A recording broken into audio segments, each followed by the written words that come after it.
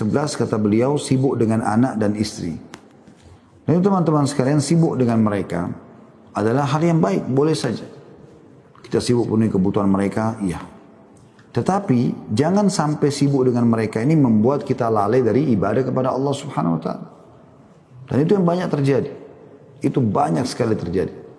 Jadi karena hanya untuk mengikuti keinginan anak misalnya, maka terpaksa si orang tua melanggar hukum Allah SWT. Seperti misalnya di musim liburan, minta berenang. Pergilah ke kolam renang yang terbuka aurat-aurat di sana sini. Anak-anak tidak mengerti. Tapi karena dia menunjukkan cintanya pada anaknya dengan cara memenuhi keinginannya, maka kita tidak asing melihat ada ibu pakai jilbab besar di kolam renang, ya, ada seorang ayah berjenggot, ya, ahli ibadah, ya, kemudian ada di kolam renang hanya dengan alasan liburan anak-anak. Pada situ ada kemaksiatan. Nah, ini yang dimaksud di sini. Atau misalnya karena istrinya minta dia, ya, supaya melakukan satu perbuatan misalnya, walaupun perbuatan itu dia tahu tidak boleh dalam agama, seperti misalnya mengambil hasil haram dari kantor. Tapi karena istri bilang, sudahlah, kan kebutuhan saya mau beli emas, mau gini, kita bisa pakai ke luar negeri, apalah segala macam, sehingga dia lakukan pelanggaran tersebut. Nah, ini yang dimaksud. Tapi tidak masuk di sini kalau seandainya ada orang meluangkan waktu buat istri, memberikan hak mereka, meluangkan waktu buat anak, bertemu dengan mereka, ngobrol, penuhi kebutuhannya, itu masuk dalam hal yang positif, ya. Jadi sini dimaksud adalah sibuk dengan hal-hal yang bisa menjuruskan pada kemaksiatan.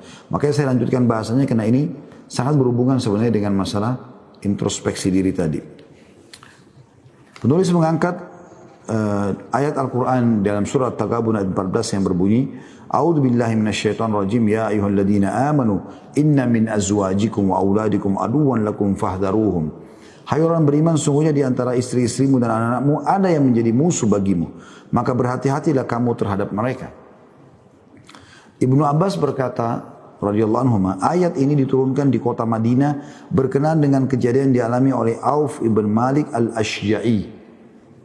Disebutkan oleh At-Tabari dalam atau dari Atha bin Yasar, ia berkata bahwa surat Taghabun secara keseluruhan diturunkan di kota Mekah kecuali ayat hai orang beriman sesungguhnya di antara istri-istrimu dan seterusnya. Karena ayat ini diturunkan berkenaan dengan Auf bin Malik al-Ashja'i, yaitu seorang pria yang memiliki istri dan seorang anak.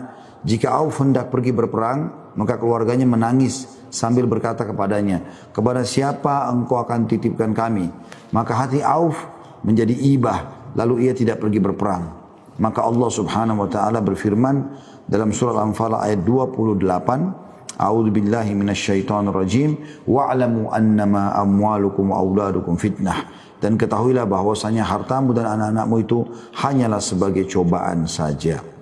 Ya, ini diambil dari tafsir Jami' di Ahkamul Quran, tafsir Qurtubi di jilid 18. Jadi teman-teman, ada sebagian salafus saleh itu dia panggil istrinya untuk sholat.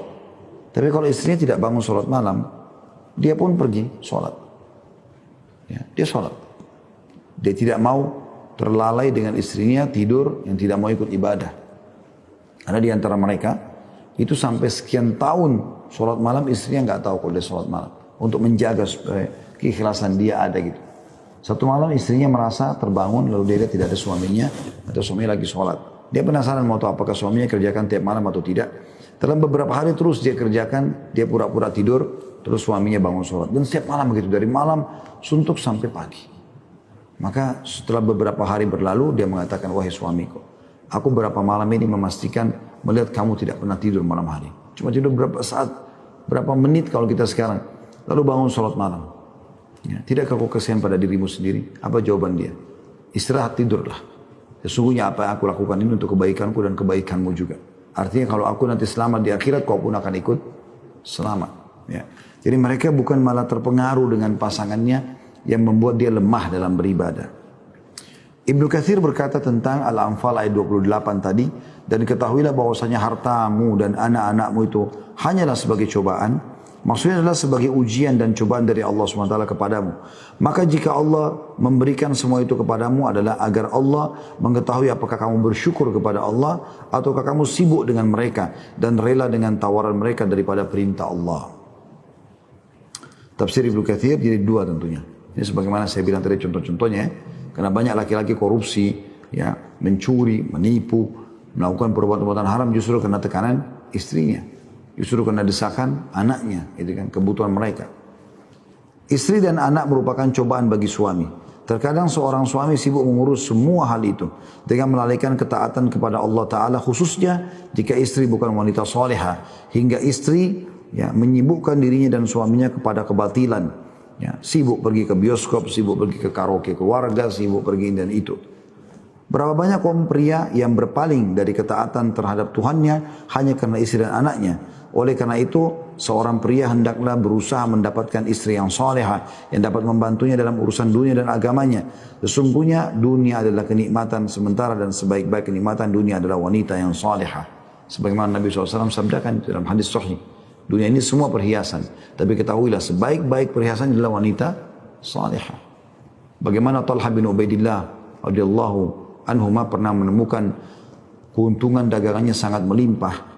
Maka dia tidak bisa tidur gelisah. Istrinya pun lalu lihat, kenapa? Ada apa Talha? Kenapa kau begini? Kenapa sampai seperti ini? Belum pernah saya lihat seperti ini keadaan. Maka dia mengatakan, hartaku telah melimpah. Tadi dia tidak mau bilang, dia mengatakan, wahai istriku, kau sebaik-baik istri seorang muslim. Artinya, enggak masalah, jangan jadi beban pikiranmu. Kata istrinya, enggak, kalau gitu coba ceritakan pada saya. Mungkin saya bisa bantu. Kata dia, harta sudah makin banyak di gudang saya, lagi banyak harta ini. Saya takut nanti Allah hisapin. Lalu kata istrinya apa yang soleh? Untuk apa jadi beban pikiran? Bagi-bagiin aja supaya nggak ada beban. Sedekahkan. Jadi bukan malah dia bilang kalau gitu berikan kepada saya beri kebutuhan saya, enggak. Maka dia pun sama istrinya semalam suntuk nggak tidur, bungkusin uang-uang itu dibagikan kepada fakir miskin malam itu. Tidak tiba subuh hari, kecuali sudah habis semuanya. Pria yang lurus mengetahui bagaimana mendidik istri dan anak-anaknya dengan pendidikan yang baik yang dapat membahagiakan hatinya. Akan tetapi tidak sedikit kaum pria yang tidak mengetahui bagaimana pendidikan yang baik dan bahkan mengabaikan hal itu. Lalu sebagai akibat mereka mengalami kegagalan dan kerugian. Dan hal ini banyak menyita waktu, pemikiran dan kesedihan sang suami atas kondisi dan keadaannya. Serta kepasrahan kepada cinta istri, sekalipun harus mengorbankan agamanya, bahkan mungkin hilangnya makna kaum laki-laki adalah pemimpin bagi kaum wanita. Sungguh sangat hinalah dalam pandangan mata seseorang yang bersifat istiqomah atau konsisten berjalan dengan mengendarai mobilnya di jalan raya bersama istri di sampingnya yang telah melepaskan jilbab serta membiarkan istrinya menjadi pusat perhatian pria asing dengan menggunakan perhiasan murahan. Bukankah hal itu merupakan kelemahan? Tanda tanya. Ketahuilah bahwa yang demikian itu adalah fitnah dan kelemahan. Dan tidak diragukan lagi bahwa hal itu memberikan dampak buruk terhadap sikap konsistensi seseorang. Karena hal semacam itu bertentangan dengan keistiqomahan yang hendak ia jalani.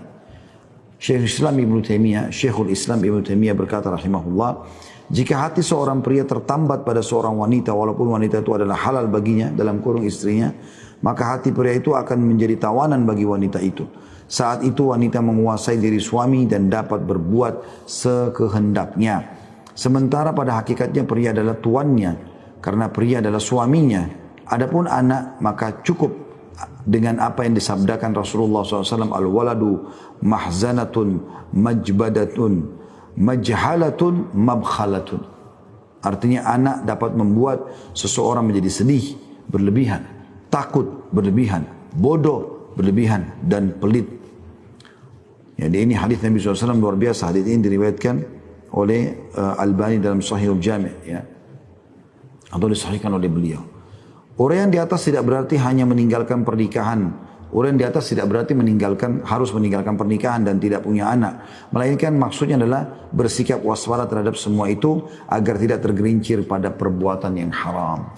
Dan sudah kita berikan tadi tentunya contoh-contoh ya tentang masalah pelanggaran-pelanggaran yang terjadi.